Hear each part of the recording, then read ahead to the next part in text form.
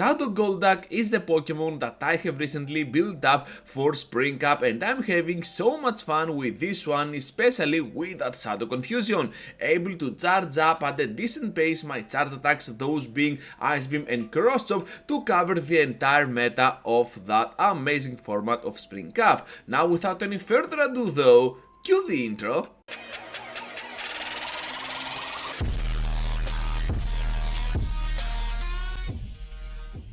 Let's begin today's content with Roserade up in front. Having at the back Shadow Golduck is always gonna be an immense threat on the closing part, that's why we're gonna keep it pretty hidden so that our opponents might actually not be expecting this. So leading with a Ghost type on the face of Jellicent and switching out to the Trevenant, which is another Ghost type, I guess my opponent here is taking advantage of the absence that Dark types are gonna have on this meta of Spring Cup. So let's see how we can do here, because on the even Shield scenario we still managed to do a lot of work up against that team. So here comes now the return of Jellicent, and because they got Bubble, which is super weird for the meta since it is resisted by a lot of Pokemon, we're just gonna keep going at it with those drill runs. As you can see, they're getting a little bit too greedy here to completely farm down, so they need to sacrifice a shield in the process. And as you can see as well, we got those shields out of the way. By having one shield remaining on our Pokemon, now we might actually be on the optimal scenario to destroy them down with our Shadow Golduck reaching to the cross up here and the knockout move against Aboma Snow. So now Jellicent might actually have the charge attack of Shadow Ball, so I decide to block here no matter what, and one Confusion later we managed to get a pretty big victory to kick off the video. Trevenant now up in front. This one is not that great for them because we can always outspeed to that charge attack. Now that Empoleon goes into the battle, I decide to try and catch the move on my Dugong. Of course, the only move that I would catch was Drill Peck, which is still neutral, but I guess that we can overfarm a little bit here and then get our hands on that Drill Run to potentially destroy them down if they are not careful. I have the chance here to get either the knockout or the second shield out of play, that's why I sacrifice one shield in the process without risking a lot of energy being farmed up from the next Pokemon. So Trevor now goes in and we still have the upper hand with those moves. Now with Wolverine coming in super clutch here, I have a feeling that we can easily grab the shield with a bait and right after the cross chop to destroy down that ice type Pokemon. I'm telling you, Shadow Golduck is pretty fun, pretty rejuvenating, because not a lot of trainers are gonna expect it. You're gonna have so much fun, but of course sometimes it will fall short to certain opponents. But besides that, well, it is absolutely giving that entertainment factor a new whole meaning for that Spring Cup. Into the next battle now with the Golisopod up in front, getting super fast here to those charge attacks on both ends. We both need 5 of those fast attacks to get to a single move, so I guess that at some point we might actually be on a very good spot to try and catch on our Dugong. But I guess they were thinking about the same thing, so Jellicent is coming out of nowhere. I guess this is kinda fine for us. Well, we're still gonna lose on this individual matchup, but those drill runs are gonna connect for a little bit of extra damage on their end. And I know that also they can win the CMP, so eventually we're gonna go down to Jellicent. Now that Roserade can go into the battle, I'm gonna go straight here for that Grass Knot, because I know that they are expecting the Weather Ball since they're getting super low, and we get the chance to finish them off in the one shot. Now Jumbluff is gonna be at the very end. This is a very challenging lead and switch and of course closing part for our team, because you can see that without any shields our Golduck might actually be in a pickle. They try to snipe us down here in a very good play, so now Golduck is all up to the end game, but unfortunately for us we cannot quite get there. So Jumbluff is definitely a core breaker for this team, especially in the very end up against our Golduck.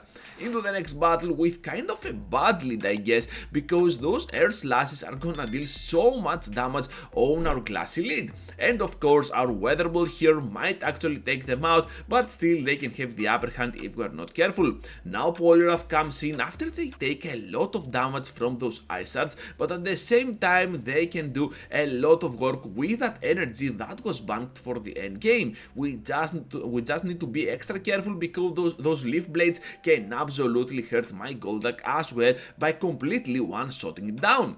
Hopefully though here we managed to get that amazing double shield out of play, and of course I have a feeling that this has to be something like an ice wind, but instead they throw power up punch. Are you kidding me? Who does that? Anyways, it ends up working, so well played to them I guess, and at this point all I need to do is to completely farm down with my Golduck and rely on that final Pokemon. Let's see what they might be actually having at the very end, because Leaf Blade is imminent, Dugong at the back, so now all we need to do here is to reach our hands to the double cross chop, one to drop them super low and one more to potentially finish them off. Can we do it, trainers? Yes we can. Down goes Dugong and absolutely delivering the entertainment with that Shadow Golbat, once again I said it Golbat, I mean Golduck on the ending part.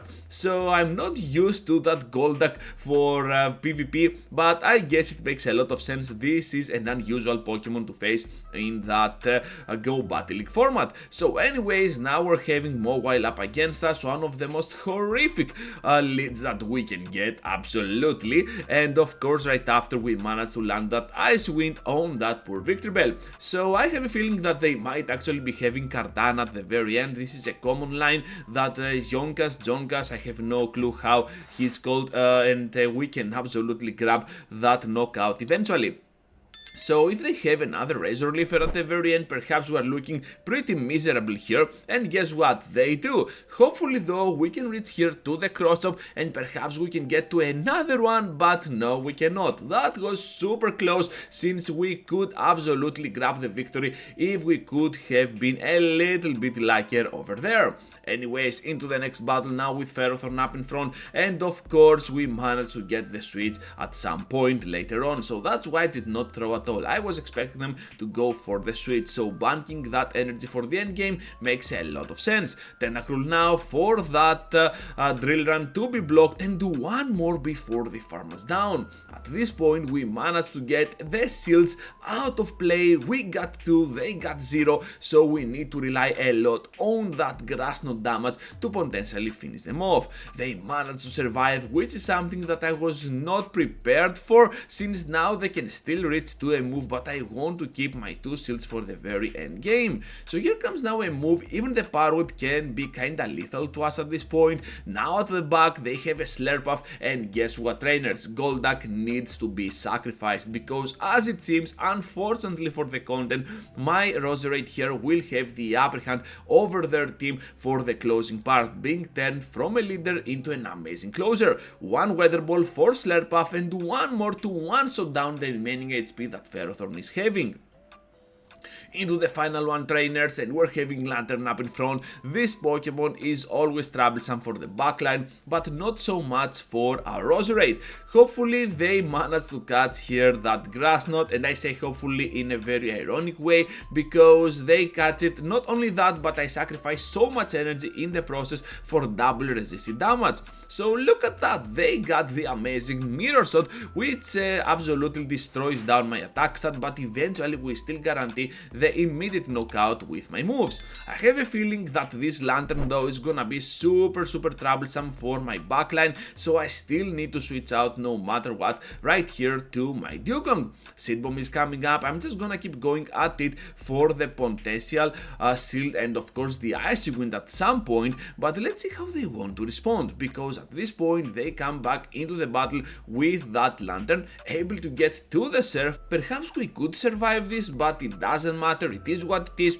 Double Driller in here is coming up on their end, and I believe we can draw that final shield no matter what over here. Now Golduck comes into the battle, but we cannot farm down before they reach to the Thunderbolt for the one-shot. Once again we're getting a severe move on our side, and this is obviously not the best scenario for us. They can also farm down my Dugong, which is something I was not expecting to, so we managed to get eventually that draw, and I believe this is the best outcome that we could have had. That is gonna be all for today, trainers. Thank you for watching and for sticking around till the end, it really means a lot. Like the video before you go as usual, subscribe to the channel if you are new to my content, and check over here one of these 2 videos that might be actually good for you to watch. So till the next time, take care, trainers.